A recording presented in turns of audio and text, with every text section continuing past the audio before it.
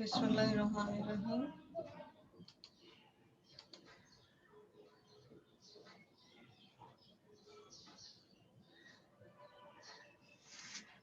দশম শ্রেণীর ভূগোল ও পরিবেশ বিষয়ের ক্লাস। পার্টিসিপেন্ট এখনো কাউকে দেখতে পাচ্ছি না স্টুডেন্টদের।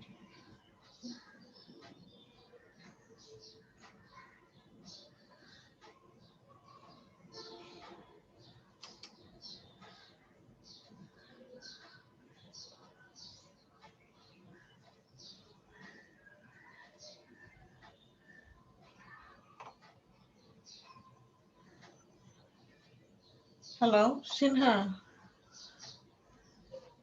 সিনহা তুমি কি সংযুক্ত হয়েছ? সিনহা শুনতে পাচ্ছ আমাকে?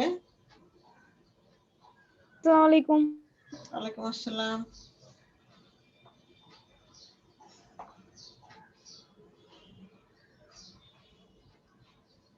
আর সবাই কোথায়? মাত্র একজন। এর আগে কি ক্লাস ছিল তোমাদের? অন্য ক্লাস?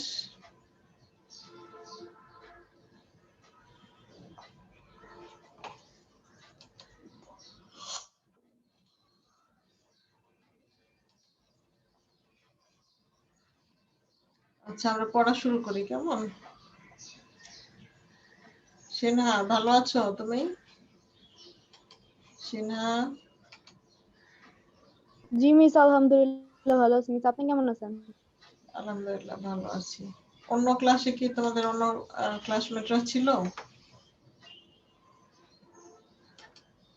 নাকি? মিস আমি আজকে অন্য ক্লাসে জয়েন করতে পারিনি। পারোনি? আচ্ছা, এটাই প্রথম। একটু প্রবলেম ছিল। ও আচ্ছা, আমরা পড়ছিলাম বাংলাদেশের যোগাযোগ ব্যবস্থা ও বাণিজ্য। তুমি কি এই অধ্যায়টা পড়াতে শুরু করি তখন ক্লাস করেছো?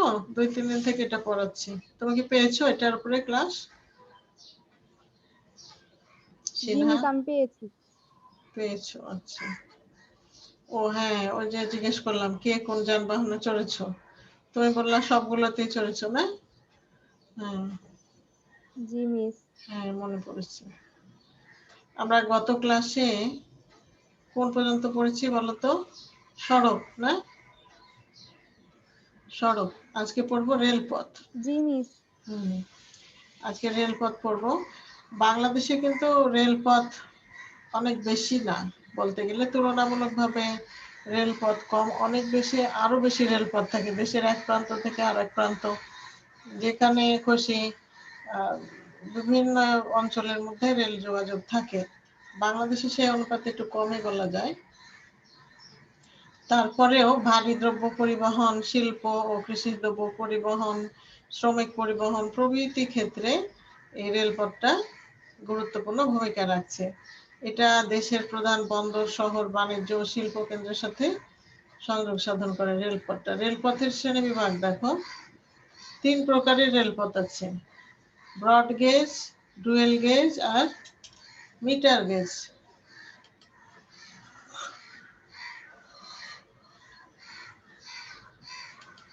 কি কি বললাম বলো, আমার সাথে একটু বলো। Broad gauge, Sinha Sinha ji miss. বলো, হ্যাঁ বলো আমার সাথে বলো পড়া। Broad gauge, broad gauge, dual gauge rail gauge, আর মিটার গেজ। হ্যাঁ, মিটার এটা গেজ। হলো রেল রেল লাইনের ভাগ। মিটার গেজ হলো এটার প্রশস্ততা 1 মিটার, আর ব্রড গেজ হলো 1 মিটারের চেয়ে বেশি। আর ডুয়েল গেজ হলো 2 ধরনের রেলপথ থাকে একই সাথে। 2 ধরনের ট্রেন চলতে পারে। তো দেখো, ব্রড গেজ রেলপথ আছে যমুনা নদীর পশ্চিমাংশে রাজশাহী ও খুলনা বিভাগে, আর মিটার গেজ হলো যমুনা নদীর পূর্বাংশে। এই জিনিসটা একটু ম্যাপে দেখে নিই আমরা। এই দেখো, এটা হলো যমুনা নদী, এটার পূর্বাংশ মানে সিলেট, চট্টগ্রাম, এই সাইডে হলো মিটার গেজ। আর যমুনা নদীর পশ্চিম পাশে হলো ব্রড গেজ। ব্রড গেজের চিহ্নটা দেখো এরকম ডাবল লাইন, আর মিটার গেজের চিহ্নটা হলো এরকম কাটা কাটা। এটা দেখে বোঝা যায়। আর ডুয়েল গেজ হলো 2 রকম লাইনই আছে, 2 রকম ওভারল্যাপ করা। তা দেখো এখানে তাহলে বাংলাদেশের রেলপথ 3 প্রকার। রাজশাহী যমুনা নদীর পশ্চিমাংশে রাজশাহী ও খুলনা বিভাগে 659 কিলোমিটার আছে।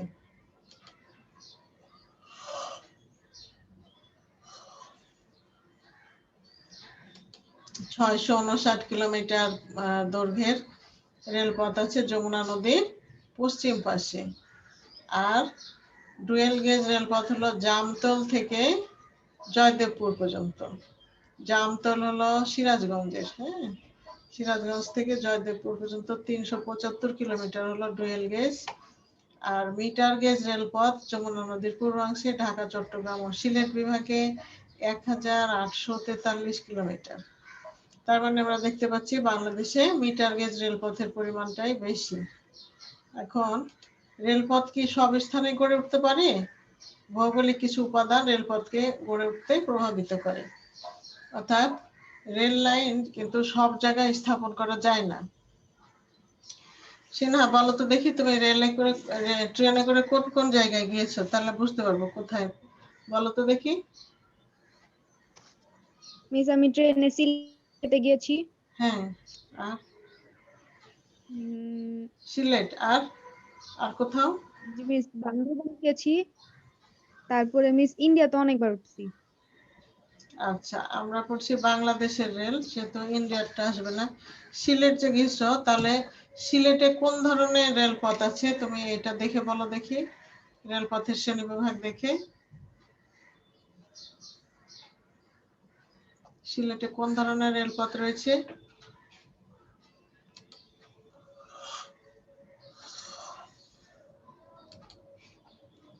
সিলেটে রয়েছে মিটার গেজ রেলপথ। এই যে দেখো, যমুনা নদীর পূর্বাংশে ঢাকা, চট্টগ্রাম ও সিলেট। তাহলে সিলেটে কোন রেলপথ রয়েছে বলো আমার সাথে? মিটার গেজ রেলপথ। হ্যাঁ, মিটার গেজ। হ্যাঁ। এবার দেখো রেলপথ গড়ে ওঠার অনুকূল অবস্থা, তার মানে অনুকূল অবস্থা বা নিয়ামক এটা হতে পারে, মানে কোন কোন জিনিসগুলো থাকলে, কোন কোন সুবিধাগুলো থাকলে রেলপথ গড়ে ওঠে। তো প্রথমত হলো সমতল ভূমি।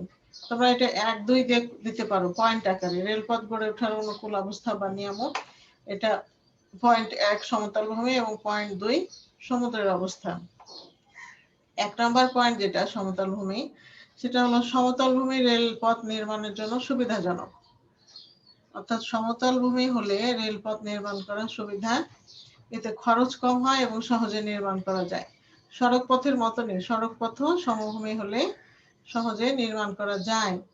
আর বাংলাদেশের বেশিরভাগ অঞ্চলই হলো সমতল। বাংলাদেশ যেহেতু অধিকাংশই সমতল ভূমি, এই জন্য পাহাড়ি, বনাঞ্চল এবং জলাভূমি ছাড়া প্রায় সব স্থানে রেলপথ গড়ে উঠেছে। পাহাড়ি বলতে পার্বত্য চট্টগ্রামে, বা বনাঞ্চল বলতে সুন্দরবনে, এবং জলাভূমি বলতে বাংলাদেশের দক্ষিণাঞ্চলে প্রচুর নদ নদী, এইসব এলাকা ছাড়া অন্যান্য স্থানে রেলপথ গড়ে উঠেছে। এবং 2 নাম্বার যে অনুকূল অবস্থা বা সুবিধা, সেটা হলো সমুদ্রের অবস্থান। সমুদ্র উপকূল অঞ্চলে বন্দর গড়ে ওঠে। সমুদ্রের উপকূল, সমুদ্রের পাড়ে, যেখানে বন্দরের কারণে অন্যান্য সমস্যা থাকলেও রেলপথ গড়ে ওঠে। যেমন চট্টগ্রামের পাহাড়ি অঞ্চল বাদ দিয়ে বন্দরকে কেন্দ্র করে সমভূমিতে রেলপথ গড়ে উঠেছে। যেমন ধরো ঢাকা থেকে চট্টগ্রাম রেলপথে যাওয়া যায়। এখন চট্টগ্রামে যেহেতু সমুদ্র বন্দর, বিদেশ থেকে যেসব পণ্য আমদানি করা হয় বা রপ্তানি করা হয়, সেগুলো ট্রেনে পরিবহন করাটা বেশি সুবিধাজনক, কারণ ভারী পণ্য, অধিক পণ্য, বেশি পণ্য, এগুলো পরিবহনের জন্য রেলপথটা বেশি দরকার। তাহলে অনুকূল অবস্থা বা যেগুলো সুবিধাজনক অবস্থা, তার মধ্যে 1 নম্বর হলো সমতল ভূমি এবং 2 নম্বর হলো সমুদ্রের অবস্থান। একটু বলো তো পয়েন্ট দুটার নাম, সিনহা বলো। সিনহা। সমতল ভূমি, আর সমুদ্রের অবস্থান। হ্যাঁ, রেলপথ গড়ে ওঠার অনুকূল অবস্থা বা নিয়ামক দুইটা, সমতল ভূমি এবং সমুদ্রের অবস্থান। এবার রেলপথ গড়ে ওঠার প্রতিকূল অবস্থা। প্রতিকূল অবস্থা মানে হলো আহ অসুবিধা। প্রতিকূল মানে প্রতিকূলতা মানে বাধা। কোন কোন বাধার কারণে রেলপথ গড়ে ওঠে না। কি কি অসুবিধার কারণে রেলপথ গড়ে ওঠে না? সেটা হলো, প্রথমত হলো বন্ধুর ভূপ্রকৃতি। বন্ধুর ভূপ্রকৃতি মানে উঁচু নিচু ভূপ্রকৃতি। আর 2 নাম্বার হলো নিম্নভূমি ও মৃত্তিকা, মানে মাটির গঠনের উপরেও নির্ভর করে। তো বন্ধুর ভূপ্রকৃতিটা দেখি আমরা, যে উঁচু নিচু ও বন্ধুর ভূপ্রকৃতির ভূমিরূপের জন্য পার্বত্য এলাকায় রেলপথ নির্মাণ করা অত্যন্ত ব্যয়বহুল, মানে খুবই খরচ হয় ও কষ্টসাধ্য এবং সহজে করা যায় না। তাই বাংলাদেশের পার্বত্য চট্টগ্রাম অঞ্চলের পাহাড়ের গা বেয়ে রেলপথ নেই বললেই চলে। আমরা জানি, আমরা যখন জনসংখ্যা বা আরো সম্পদ বিভিন্ন বিষয় পড়ার সময় দেখেছি যে পার্বত্য চট্টগ্রাম এলাকায় বসতি কম, লোক সংখ্যার ঘনত্ব কম। আমরা যে জনসংখ্যার ঘনত্ব তো দেখছি ঘনত্ব কম, সেই কারণে আবার ব্যয়বহুল, আবার নির্মাণ করা কষ্টসাধ্য। এই কারণে পার্বত্য অঞ্চলে রেলপথ নেই বললেই চলে। আর নিম্নভূমি ও মৃত্তিকা, দেখো মৃত্তিকার বুনন। মৃত্তিকার বুনন বলতে বোঝাচ্ছে মাটির গঠনটা কেমন। যদি বেলে মাটি হয় তাহলে মাটিটা হবে নরম, সেখানে মজবুত হবে না। তো মাটির বুনন যদি যথেষ্ট মজবুত না হয় তাহলে কিন্তু রেলপথ গড়ে ওঠে না। এছাড়া যদি নদী বেশি থাকে তাহলেও রেলপথ গড়ে ওঠা কঠিন, কারণ সেই নদীতে রেলওয়ে ব্রিজ তৈরি করতে হবে। হ্যাঁ, সেই জন্য বাংলাদেশের দক্ষিণাঞ্চলে রেলপথ কম। বাংলাদেশের দক্ষিণাঞ্চল বলতে খুলনা, বরিশাল এই অঞ্চলগুলো বোঝানো হচ্ছে। এইসব অঞ্চলে দেখা যাচ্ছে নৌপথেরই ব্যবহার বেশি, লঞ্চ, ট্রলার এগুলোতে। আর এখানে রেলপথ গড়ে ওঠেনি। বরিশাল বিভাগে তো রেলপথ নাই, খুলনা পর্যন্ত আছে, খুলনা রেলপথ আছে। কিন্তু পদ্মা সেতু হওয়ার পরে রেলপথ হওয়ার সম্ভাবনা আছে, প্রস্তাব আছে। পদ্মা সেতুর সাথেও কিন্তু রেলপথ সংযুক্ত আছে, সড়ক রেল দুটোই। আচ্ছা দেখো, 1 মিটার প্রস্থ রেলপথ হলো মিটার গেজ, এবং 1.68 মিটার প্রস্থ রেলপথ ব্রড গেজ নামে পরিচিত। আচ্ছা, এই জিনিসটা কিন্তু খেয়াল করতে হবে যে মিটার গেজ রেলপথের প্রশস্ততা কত? 1 মিটার। হ্যাঁ, 1 মিটার মানে হলো 39.27 এরকম ইঞ্চি, 1 গজের থেকে একটুখানি বেশি, 3-4 ইঞ্চি। আর 1.68 মিটার মানে প্রায় 1.5 মিটারের মতো, সেটা হলো ব্রড গেজ। আর বর্তমানে তিস্তামুখ ঘাট ও বাহাদুরাবাদ ঘাট এবং সিরাজগঞ্জ ও জগন্নাথগঞ্জের মধ্যে 2টি রেলওয়ে ফেরি চালু আছে। রেলওয়ে ফেরি মানে তোমরা যেমন যানবাহনের ফেরি দেখছো না সিনহা? বলো তো। আচ্ছা, যানবাহনে যে ফেরি ব্যবহার করা হয় বিভিন্ন জায়গায়, যেখানে ধরো ব্রিজ নাই, যেমন দৌলতদিয়া, শিমুলিয়া, এইসব ফেরিঘাটে যানবাহন এক পার থেকে অন্য পারে নিয়ে যাওয়া হয়। তেমন রেলওয়ে ফেরি আছে হলো তিস্তামুখ ঘাট ও বাহাদুরাবাদ ঘাটে, এবং সিরাজগঞ্জ ও জগন্নাথগঞ্জের মধ্যে 2টি রেলওয়ে ফেরি চালু আছে। এবং বাংলাদেশের সবচেয়ে বৃহত্তম রেল স্টেশন হলো কমলাপুর রেল স্টেশন ঢাকা, এবং ঢাকা থেকে দেশের প্রায় সকল গুরুত্বপূর্ণ শহরে রেল যোগে যাতায়াত করা যায়। বাংলাদেশের সর্বমোট রেল স্টেশন আছে 343টি, এবং এটা বাংলাদেশ পরিসংখ্যান পকেট বুক 2012 অনুযায়ী এবং জুন 13 অনুযায়ী। বেশ আগের একটু ডাটা, তোমাদের বইয়ে যদি এর চেয়ে পরের সাম্প্রতিক ডাটা থেকে থাকে এটা দিবা। আমি আগে বলেছি আমাদের এই বইটা একটুখানি আগের, তোমাদের নতুন বইয়ের ডাটাগুলো যদি সাম্প্রতিক থাকে তাহলে সেটাই দিবা। তো কি কি কাজে লাগে দেখো রেলপথ? কৃষি পণ্য বাজারজাতকরণ, কাঁচামাল ও জনসাধারণের নিয়মিত চলাচল, উৎপাদিত পণ্যের বাজারজাতকরণ, অর্থাৎ যে কাঁচামাল, শস্য, খাদ্যশস্য, বিভিন্ন পণ্য উৎপাদিত হয় সেগুলো বাজারজাত করতে, এবং শ্রমিক স্থানান্তর। ধরো এক জায়গার শ্রমিক বিভিন্ন মৌসুমে, যেমন ধান কাটার মৌসুম আছে, বিভিন্ন কারণে মৌসুমী শ্রমিকের দরকার হয় নির্দিষ্ট সময়, তখন শ্রমিক স্থানান্তর করতে ট্রেনে, রেলে কিন্তু যাতায়াতও সহজ, আবার ভাড়াও কম। কর্মসংস্থান তথা বাংলাদেশের সুষম অর্থনৈতিক উন্নয়নে ও পুনর্গঠনে রেল কিন্তু গুরুত্বপূর্ণ ভূমিকা রাখছে। অর্থাৎ দেশের অর্থনীতিতে বড় একটা প্রভাব রাখে রেলপথ। তো বাংলাদেশের রেলওয়ের বাণিজ্যিক এবং আর্থিক সফলতা অর্জনে সরকার বিভিন্ন প্রকল্প হাতে নিয়েছে। এসব প্রকল্প বাস্তবায়ন হলে বাংলাদেশ রেলওয়ে একটি যুগোপযোগী ও আধুনিক যোগাযোগ ব্যবস্থায় পরিণত হবে। তোমরা জানো কিনা চট্টগ্রাম পর্যন্ত যে রেলওয়ে লাইন আছে সেটা কক্সবাজার পর্যন্ত সম্প্রসারণের কাজ চলছে। আর ছবিতে দেখায়, এই যে দেখো চট্টগ্রামের বন্দর পর্যন্ত আছে এবং এটা কক্সবাজার পর্যন্ত এই লাইনটা টেনে নেওয়ার কথা, কাজও চলছে। পেপার পত্রিকায় দেখেছি আমরা, যদিও তোমাদের এখানে উল্লেখ নাই, তোমাদের এমনি জানার জন্য বলছি। বইয়ে নাই, এটা দেওয়ার দরকার নাই, তোমাদের জানার জন্য বলছি।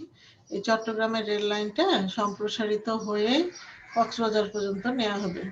তখন কি হবে, কক্সবাজারে পর্যটক যেতে সুবিধা হবে, দেখা গেল আরামদায়ক ভ্রমণে এবং কম খরচে পর্যটন শিল্পটা কক্সবাজারের বিকাশ লাভ করবে। আমরা জানি যে এই যে অঞ্চল, এই যে কক্সবাজারের সমুদ্র সৈকতটা পৃথিবীর সবচেয়ে বড় সমুদ্র সৈকত।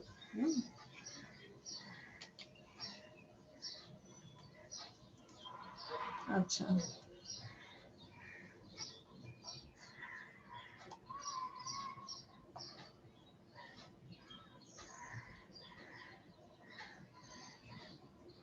তো এই যে প্রকল্পগুলোর কথা বলা হয়েছে, কি ব্যাপার সিনহা, তুমি বের হয়ে গেছিলে? সিনহা, হ্যালো জি সিনহা, মিস। বের হয়ে গেছিলে কেন? মিস কানেকশন চলে গেছিল। ও মিস নেটওয়ার্ক প্রবলেম। ও শোনো, এই যে বলছে রেলওয়ের আরো কিছু প্রকল্প হাতে নেওয়া হয়েছে বলছে, হ্যাঁ সেটা কি বলছিলাম শোনো একটু। চট্টগ্রাম পর্যন্ত রেল লাইন আছে, তো এটা কক্সবাজার পর্যন্ত নিবে রেল লাইন। তুমি কি জানো এটা সিনহা? তুমি কি জানো? শুনতে পাচ্ছ? জি মিস। কথা বলো আমার জি সাথে। মিস, কোথায় শুনেছো বলো তো? বইয়ে কিন্তু নাই। হুম, যেটা আমি শুনেছিলাম। কোথায় কারো কথায় নাকি পেপার পত্রিকায়? মিস পেপার পত্রিকায় আসে, হ্যাঁ। এই কাজ চলছে এইখান থেকে একেবারে কক্সবাজার পর্যন্ত, তাহলে তখন কক্সবাজার যাওয়াটা আরো সহজ হবে এবং কম সময়ে আরামদায়ক ভ্রমণে পর্যটন শিল্পটা বিকাশ লাভ করবে। এরপরে কি আছে দেখো, কাজ কি, এটা কাজটা যদি সম্ভব হয় এটা করবা হোমওয়ার্ক হিসাবে। খাগড়াছড়ি, রাঙামাটি, বান্দরবন, এটা হলো এই তিনটা জেলা মিলে কিন্তু পার্বত্য চট্টগ্রাম, হ্যাঁ। বরিশাল, পটুয়াখালী, মাদারীপুর, শরীয়তপুর, মেহেরপুর, কক্সবাজার ও লক্ষ্মীপুর অঞ্চলে কোনো রেলপথ নেই, মানে এখন পর্যন্ত নেই আর কি। উক্ত অঞ্চলগুলোতে রেল যোগাযোগ নেই কেন, যার ভৌগোলিক কারণসমূহ বের করো এবং দলগতভাবে কারণগুলো মিলিয়ে ব্যাখ্যা করে শিক্ষকের কাছে জমা দাও। এটা একটু হোমওয়ার্ক করো তো তোমরা। তাহলে এই পর্যন্ত রেলপথ শেষ। আচ্ছা, এখান থেকে আরেকবার বলি একটু দেখো, এই সিনহা শুনছো কি? এই যে দেখছো ব্রহ্মপুত্র, সরি যমুনা নদীর পশ্চিম পাশে, যেটা পশ্চিম পাশে হলো সব ব্রড গেজ রেল লাইন। এই যে দেখো, এরা আহ, রাজশাহী থেকে পুরো রংপুর হয়ে একেবারে দিনাজপুরের এদিকে লম্বা গেছে। আর রাজশাহী থেকে চাঁপাইনবাবগঞ্জ, এদিকে নাচল বলে একটা জায়গা আছে, এই পর্যন্ত গেছে, রোহনপুর বলে, এগুলো সব ব্রড গেজ। আবার এখানে এটা পদ্মা নদীর উপরে হার্ডিঞ্জ ব্রিজ আছে, নাম শুনেছো সিনহা? হার্ডিঞ্জ ব্রিজের নাম শুনেছো সিনহা? কথা বলো। হার্ডিঞ্জ ব্রিজ কুষ্টিয়ায় রেলওয়ে ব্রিজ, ব্রিটিশ আমলের ব্রিজ, বুঝছো? একদম লোহা স্টিলের ফ্রেম। হার্ডিঞ্জ ব্রিজ, একটা নেটে সার্চ দিবা, দেখবা হার্ডিঞ্জ ব্রিজ। দেখো, এই হার্ডিঞ্জ ব্রিজ পার হয়ে এই ট্রেন লাইন পার হয়ে এটার, হার্ডিঞ্জ ব্রিজটা মূলত রেলওয়ে ব্রিজ। এর পাশে আছে লালন শাহ সেতু, এখান দিয়ে আবার এই যে বাস ট্রাক এগুলো যায়। আর এটা সড়ক সেতু আর কি। আর এটা হলো রেলওয়ে সেতু, Hardinge bridge. Hardinge bridge Kushtia দিয়ে পার হয়ে চুয়াডাঙ্গা হয়ে যশোর হয়ে এটা খুলনা পর্যন্ত যায়। আর এদিকে যে বেনাপোল পর্যন্ত যায়, যশোরের বেনাপোল, এই যে সীমান্ত, ভারতের দিকে যে সীমান্ত। এই গেল ঢাকার পশ্চিম প্রান্ত। আর পূর্ব প্রান্তে দেখো ঢাকা থেকে ময়মনসিংহ, জামালপুর, হ্যাঁ, এইদিকে টাঙ্গাইল, গাজীপুর টাঙ্গাইল হয়ে সিরাজগঞ্জ হয়ে উত্তরবঙ্গের দিকে। আবার ঢাকা থেকে এই নরসিংদী হয়ে এই সিলেটের দিকে, বুঝছো? আবার এগুলো কিন্তু সব মিটার গেজ ঢাকার পূর্ব অংশে। আবার ঢাকা থেকে এইদিকে কুমিল্লা, ফেনী হয়ে চট্টগ্রাম পর্যন্ত, এইগুলো হলো মিটার গেজ।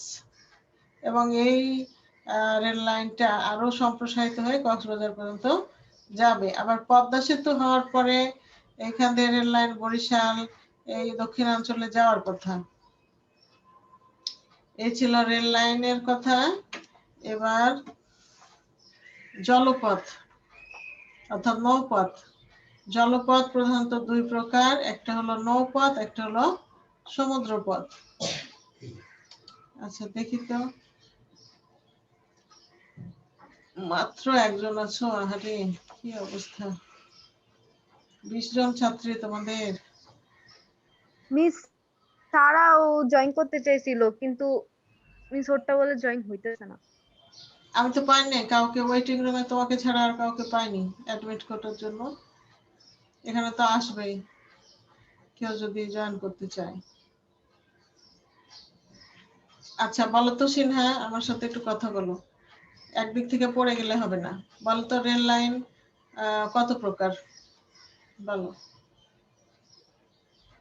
3 প্রকার, broad gauge, metre gauge, dual দুই গেজ। প্রকার, হ্যাঁ, 3 প্রকার, হ্যাঁ। কি কি বলো? ব্রড গেজ,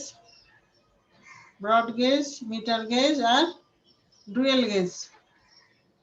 আবার বলো ব্রড গেজ, মিটার গেজ আর নীল গেজ। Dual gauge. হ্যাঁ, মিটার গেজের প্রস্থ কত বলো? মিটার গেজের প্রস্থ কত? 1 মিটার। হুম। আর ব্রড গেজের প্রস্থ হলো 1.68 মিটার। বুঝতে পেরেছো? 1 মিটার। গেজ হলো এই দুই ধরনের লাইনই বসানো আছে, কারণ এক একটার প্রস্থ তো এক এক রকম। এখানে ট্রেনের মাপও হবে আলাদা, মানে যে লাইন সেই লাইনে ট্রেন হতে হবে। তো ডুয়েল গেজ হলো দুই ধরনের রেলই এখানে চলতে পারবে। আর যমুনা নদীর পূর্ব পাশে কোন ধরনের রেল লাইন বলো? যমুনা নদীর পূর্ব পাশে বলো দেখি। যমুনা নদীর পূর্ব পাশে হলো মিটার গেজ। আর পশ্চিম পাশে কোন ধরনের লাইন বলো? পশ্চিম পাশে ব্রড গেজ। হুম। এবার নৌপথ পড়বো আমরা। নৌপথ হলো, একটা হলো অভ্যন্তরীণ নৌপথ বা নদীপথ, আর একটা হলো সমুদ্রপথ।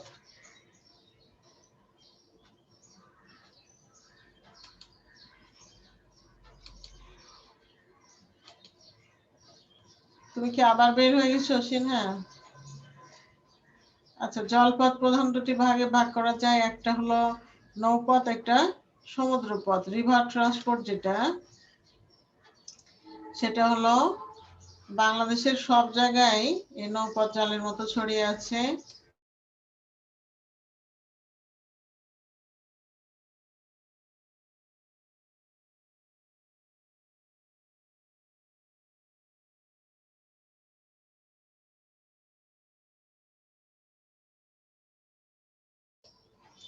দেখো জলপথ হলো দুই রকম, একটা হলো নৌপথ, একটা হলো সমুদ্রপথ।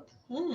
নৌপথ যেটা রিভার ট্রান্সপোর্ট, যেটা আমাদের দেশের অভ্যন্তরীণ নদী বন্দর গুলোর মাধ্যমে চলাফেরা মানে নিয়ন্ত্রিত হয়। নদীমাতৃক বাংলাদেশের যে নৌপথ, সেটা কিন্তু জালের মতো ছড়িয়ে আছে, অনেক নদ নদী, খাল বিল, এবং বাংলাদেশের ভৌগোলিক গঠন নৌপথের অনুকূলে, অর্থাৎ নৌপথ গড়ে ওঠার জন্য সুবিধাজনক অবস্থানে আছে বাংলাদেশ। কারণ নৌপথ বিস্তার করেছে তা বাংলাদেশের ভৌগোলিক বৈশিষ্ট্য যে আলোচনা করলে তা তোমরা সহজেই বুঝতে পারবে। দেখো ছকের মাধ্যমে অন্যান্য পরিবহন পথের মাধ্যমে বলা হয়েছে নৌপথ গড়ে ওঠার অনুকূল অবস্থা, অর্থাৎ কোন কোন কারণে নৌপথ গড়ে ওঠে, কোন কোন সুবিধার জন্য। দেখো, নিম্নভূমি, 1 নম্বর হলো নিম্নভূমি। নিম্নভূমিতে সহজে বন্যা কবলিত হয়, ফলে সড়ক পথ ও রেলপথ গড়ে উঠতে পারে না। মানে যে জায়গায় বন্যার পানি আসবে সেখানে সড়ক পথ নির্মাণ করলে সেই সড়ক পথটা টিকবে না, নষ্ট হয়ে যাবে। রেলপথ ডুবে থাকলে তো রেল চলতেই পারবে না। এই জন্য সিলেট অঞ্চলের হাওর এলাকা এবং দক্ষিণাঞ্চলের ফরিদপুর, ভোলা, মাদারীপুর, বরিশাল এসব অঞ্চলে নৌপথ প্রধান যোগাযোগ ব্যবস্থা। মানে নিম্নভূমি হওয়ার কারণে নৌপথই প্রধান যোগাযোগ ব্যবস্থা, এবং অন্যান্য যোগাযোগ ব্যবস্থার ক্ষেত্রে এটা বাধা হিসাবে কাজ করে, কিন্তু নৌপথের ক্ষেত্রে আবার এটা সুবিধা। আর নদীবহুল অঞ্চল, স্বাভাবিকভাবেই যেসব অঞ্চল নদীবহুল সেখানে সড়ক ও রেল যোগাযোগ গড়ে ওঠে না, ফলে বাংলাদেশের দক্ষিণাঞ্চলে নৌপথটাই বেশি ব্যবহৃত হয়। তো নৌপথ আবার বেশ সুলভ পরিবহন, সুলভ অর্থাৎ কম খরচে যাতায়াত করা যায়, এবং অসংখ্য নদী ও খাল বিলের সমন্বয়ে গঠিত প্রায় 8,400 কিলোমিটার দীর্ঘ অভ্যন্তরীণ নাব্য জলপথ আছে।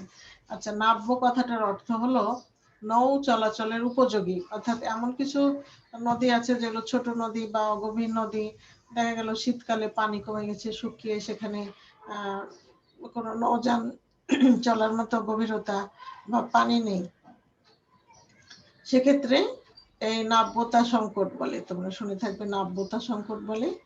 কিন্তু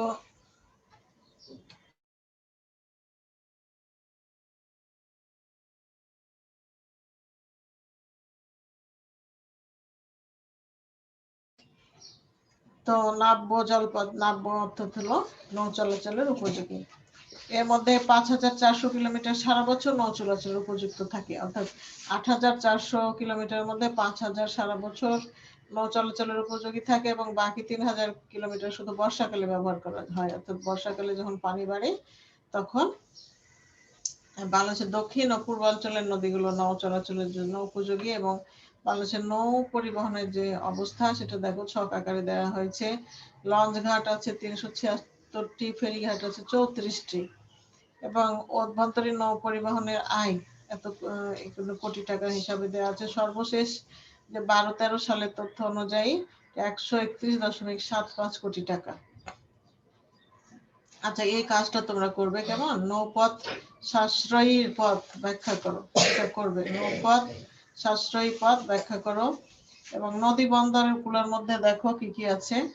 নদী বন্দরের মধ্যে ঢাকা, যেটা সদরঘাট, নারায়ণগঞ্জ, মুন্সিগঞ্জ, গোয়ালন্দ, বরিশাল, খুলনা, ভৈরব বাজার, আশুগঞ্জ, মোহনগঞ্জ, চাঁদপুর, ঝালকাঠি, আরিচা, আজমেরীগঞ্জ, মাদারীপুর উল্লেখযোগ্য।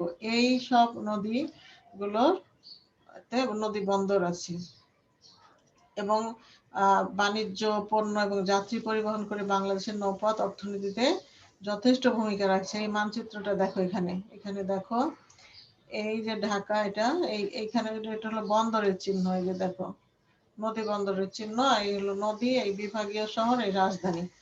তো রাজধানী ঢাকায় এখানে নদী বন্দর বুড়িগঙ্গায় সদরঘাট, তারপরে নারায়ণগঞ্জ নদী বন্দর, চাঁদপুর নদী বন্দর, এবং বরিশাল নদী বন্দর। এই যে দ্বীপটা দেখছো এটা হলো ভোলা, এই যে ভোলা, এটা ভোলা। এখান দিয়ে এই বরিশাল, এই দক্ষিণাঞ্চলটা পুরা নদী, এগুলো সব নদী, এত নদী বহুল দক্ষিণাঞ্চলটা। এই জন্য এখানে নৌপথই যোগাযোগের প্রধান মাধ্যম বলা যায়। অন্যান্য পরিবহন মাধ্যমে সড়ক, রেল তো নেই, বরিশাল বিভাগে কিন্তু রেল নাই, তবে রেল সম্প্রসারণের কাজ চলছে। এদিকে নদী বন্দর আরো রয়েছে, এদিকে আশুগঞ্জে নদী বন্দর রয়েছে, ভৈরব বাজারে রয়েছে, মোহনগঞ্জ, আজমেরীগঞ্জ। এই তাহলে নদী বন্দরগুলো দেখো বেশিরভাগ হলো পূর্বাঞ্চল এবং দক্ষিণাঞ্চল। এদিকে আরিচা, গোয়ালন্দ, খুলনা, ঝালকাঠি, মাদারীপুর, মুন্সিগঞ্জ এই সব অঞ্চলে বাংলাদেশের নদী বন্দরগুলো দেখা যাচ্ছে। দেখো, বাংলাদেশের প্রধান নদী বন্দরগুলো মানচিত্রে চিহ্নিত করো এবং শিক্ষকের কাছে জমা দাও। এটা তোমরা চেষ্টা করবে এই ছবিটা দেখে আঁকার, পারবে না? চেষ্টা করবে। তোমরা তো বাংলাদেশের মানচিত্র আঁকতে পারো? আমি ক্লাসে অল্প কয়েকদিন ক্লাস পেয়েছিলাম, তো একদিন মনে হয় আঁকেছি। আচ্ছা, একটু চেষ্টা করবে এইভাবে এই প্রধান নদীগুলো এঁকে নদী বন্দরগুলো দেখাতে। এটা যমুনা নদী, এটা পদ্মা নদী, এটা পদ্মা, এই চাঁদপুরে সেটা মেঘনা, আর এটা সুরমা, এটা কুশিয়ারা, এই দুই নদী মিলে আবার মেঘনা। এবং কোথায় কোথায় বন্দরের চিহ্ন দেওয়া আছে, এই বন্দরের চিহ্নটা দিয়ে তোমরা এই মানচিত্রটা আঁকার চেষ্টা করবে। হ্যাঁ, আমি দেখে দেব। এরপর আছে সমুদ্রপথ। সমুদ্রপথ গড়ে ওঠার জন্য সমুদ্রের অবস্থান থাকতে হবে অবশ্যই। পৃথিবীর কিছু কিছু দেশ আছে যেখানে সমুদ্র সীমা নেই, অর্থাৎ চারপাশে স্থলভাগ, চারপাশে অন্য দেশ। যেমন ধরো নেপাল, ভুটান, আমাদের প্রতিবেশী দেশই বাংলাদেশের উত্তরে নেপাল, ভুটান। নেপাল, ভুটানের কিন্তু কোনো সমুদ্র সীমা নেই। সেই সব দেশের আমদানি রপ্তানি করতে হলে বাংলাদেশ বা ভারত অন্য দেশের ভূখণ্ড ব্যবহার করতে হয়। সেই জন্য আমদানি রপ্তানি ব্যয় বেশি পড়ে, সেই দেশগুলো কিন্তু উন্নত হতে পারে না। সেই হিসাবে বাংলাদেশ কিন্তু একটা সুবিধাজনক অবস্থানে আছে। বাংলাদেশের দক্ষিণে বঙ্গোপসাগর, এবং বঙ্গোপসাগরে বাংলাদেশে 3টা নদী বন্দর রয়েছে, সমুদ্র বন্দর রয়েছে। সেগুলো হলো, সমুদ্র বন্দরগুলো তোমাদের দেখায়। এখানে শুধু নদী বন্দরই দেখানো হয়েছে, কিন্তু সমুদ্র বন্দর আছে যে চট্টগ্রামে, তারপরে আছে খুলনায়, এবং এই পটুয়াখালীতে। পটুয়াখালীতে যে সমুদ্র বন্দরটা হচ্ছে সেটা এখনো, সেটার কাজ চলমান রয়েছে। সেই বন্দরটার নাম হলো পায়রা বন্দর। বাংলাদেশের 3টা সমুদ্র বন্দর, চট্টগ্রাম, মংলা, খুলনায় যেটা, আরেকটা হলো পটুয়াখালীর পায়রা। তো এই সমুদ্র বন্দর গড়ে ওঠার কিছু ভৌগোলিক কারণ বা অনুকূল কিছু নিয়ামত দরকার। তার মধ্যে আছে পোতাশ্রয়। পোত মানে হলো জাহাজ, পোত মানে জাহাজ, বড় বড় জাহাজ যেগুলো আন্তর্জাতিক বাণিজ্যে ব্যবহার হয়। এবং আশ্রয়, পোত যোগ আশ্রয় মিলে হচ্ছে পোতাশ্রয়। মানে জাহাজগুলো যখন ঝড়ঝাপটার সময় সমুদ্রের উপকূলে আশ্রয় নেয়, যেমন ধরো বাস স্টেশন থাকে, ট্রেন স্টেশন থাকে, তেমন এটা হলো জাহাজের আশ্রয় নেওয়ার জায়গা, জাহাজের স্টপেজ আর কি, সেটাকে বলে পোতাশ্রয়। পোতাশ্রয় যদি থাকে তো ঝড়ঝাপটা এবং সমুদ্রের যে ঢেউ, বিশাল বিশাল ঢেউ হয়, সেসবের কবল থেকে জাহাজ রক্ষা পায়। পোতাশ্রয় থাকতে হয়। আর উপকূলের গভীরতা থাকতে হয়, অর্থাৎ উপকূল যদি একেবারে অগভীর হয় তাহলে বড় বড় জাহাজ কিন্তু ভিড়তে পারে না। সেজন্য বন্দরের উপকূলস্থ সমুদ্র বেশ গভীর হতে হয়, এবং এতে সব ধরনের আধুনিক জাহাজ বন্দরে যাতায়াত করতে পারে। আর কি করতে হয়, সুবিস্তৃত সমভূমি থাকতে হয়, অর্থাৎ অনেক বন্দরের কাছে দিয়ে অনেক বিরাট এলাকা যদি সমভূমি থাকে, তাহলে কি হয়, বন্দরের পোতাশ্রয়, জেটি, এগুলো নির্মাণের জন্য সমভূমি থাকতে হয়। তাহলে বন্দর এবং জেটি, জেটি হলো যেখানে জাহাজ থেমে থাকে, জাহাজের পণ্য আনা নেয়া তোলা বা খালাস করা হয়, এসব। আর জলবায়ু কেমন হতে হয় দেখো, জলবায়ু হতে হয় যে বরফ, কুয়াশা, এই সব কিন্তু সমুদ্র যোগাযোগের বাধা। যদি দেখা যায় যে, সিনা তুমি বারবার বের হয়ে যাচ্ছ, কি ব্যাপার? সিনা, তুমি কি শুনতে পাচ্ছ? আচ্ছা, বরফ, কুয়াশা এগুলো যদি থাকে তাহলে কিন্তু সমুদ্র বন্দর গড়ে ওঠে না। হ্যাঁ, যেসব ধরো অধিক শীতল দেশ আছে, যে উপকূলের সমুদ্র বরফে জমে আছে, তো জাহাজ তখন আর যাতায়াত করতে পারে না। তো বাংলাদেশে যেহেতু এত শীতল দেশ না, এখানে বরফ জমে না, এগুলো কুয়াশায় ঢেকে থাকে না, এই কারণে বাংলাদেশ সমুদ্র যোগাযোগ ব্যবস্থা প্রসার লাভ করেছে। দেশের অভ্যন্তরে এবং আন্তর্জাতিক বাণিজ্যের জলপথ তথা নৌপথ সমুদ্র বন্দর গুরুত্বপূর্ণ ভূমিকা পালন করে, এবং বাংলাদেশের 2টি সমুদ্র বন্দর আছে, চট্টগ্রাম ও মংলা। যদিও আরেকটা সমুদ্র বন্দরের কথা তোমাদের বলছি, পটুয়াখালীর পায়রা, সেটা নির্মাণাধীন, অর্থাৎ কাজ চলছে, সেটা এখনো তৈরি সম্পূর্ণ হয়নি, এই জন্য হয়তো এটার নাম তোমাদের বইতে দেয়া নাই। তো চট্টগ্রাম বন্দর দিয়ে দেশের মোট আমদানির প্রায় 85% এবং রপ্তানির 80% বাণিজ্য সম্পন্ন হয়। মোট আমদানির 85% এবং বাকি অংশ মংলা সমুদ্র বন্দর দিয়ে হয়। আর রপ্তানির 80% এই চট্টগ্রাম বন্দরের মাধ্যমে হয়। মংলা বন্দরের মাধ্যমে বাকি 20%, এবং মংলা বন্দর দিয়ে মোট রপ্তানির প্রায় 13% এবং আমদানির 8% বাণিজ্য সম্পন্ন হয়। তাহলে আমরা দেখতে পাচ্ছি যে চট্টগ্রাম সমুদ্র বন্দরটাই বেশি গুরুত্বপূর্ণ বাংলাদেশের জন্য। চট্টগ্রাম সমুদ্র বন্দর অনেক আগে থেকেই এটা তৈরি হয়েছে, অনেক আগে থেকে। এটা বাংলাদেশ সৃষ্টি হওয়ার আগে থেকেই ব্রিটিশ আমলের তৈরি এই বন্দরটা। অর্থনৈতিক দিক থেকে অন্যান্য যোগাযোগ ব্যবস্থা হচ্ছে নৌপথ এবং সমুদ্রপথের অবদান উল্লেখযোগ্য। নৌপথ এবং সমুদ্রপথে কিন্তু পরিবহন, মালামাল এবং যাত্রী পরিবহন অনেক বেশি সস্তা, সাশ্রয়ী এবং সুলভ। আরেকবার তোমাদের নদী বন্দরের মানচিত্রটা দেখাই। প্রধান প্রধান নদী দেখো, যমুনা নদী। এই যমুনা নদীটাকে ধরে যমুনার পশ্চিম প্রান্তে হলো এই অঞ্চলে ততটা নদী বন্দর বিকাশ লাভ করে নাই। উত্তরাঞ্চলে নদী বন্দর দেখতে পাচ্ছি না, নদী বন্দর নেই উত্তরাঞ্চলে। এই কারণে এই অঞ্চলটা হলো একটু উঁচু বাংলাদেশের, বুঝছো? বাংলাদেশের ভূপ্রকৃতি আমরা পড়ছি না, সেখানে আছে প্লাইস্টোসিন যুগের চত্বর। এই অঞ্চলটা কিন্তু সেটা চত্বর উঁচু এলাকা, এবং অপেক্ষাকৃত এই অঞ্চলটা হলো শুষ্ক এলাকা। এখানে বৃষ্টিপাত কম হয় এবং নদী নালার পানি শুষ্ক মৌসুমে অনেক কমে যায়। সেই কারণে এখানে উত্তরাঞ্চলটা নৌপথ নেই, পরিবহনের ক্ষেত্রে অতটা উল্লেখযোগ্য ভূমিকা নেই।